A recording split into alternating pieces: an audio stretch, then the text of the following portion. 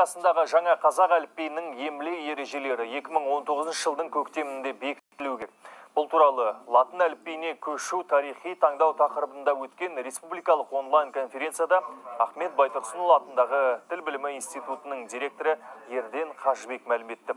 Қазір жаңа ережелер талқыланып, сараптамадан өтіп жатыр. Жиынға 200-ден астам мектептің қазақ тілі пәнінің мұғалімдері қатысты. ақш, Түркия және Польшадан қазақ тілінің мамандары интернет арқылы қосылып ой пікірлерімен бөлісті. Сондай-ақ жуырда өрлеу біліктілікті арттыру ұлттық орталығының қазақ тілі пәнінің мамандары арнайы 40 сағаттық курстан өткен.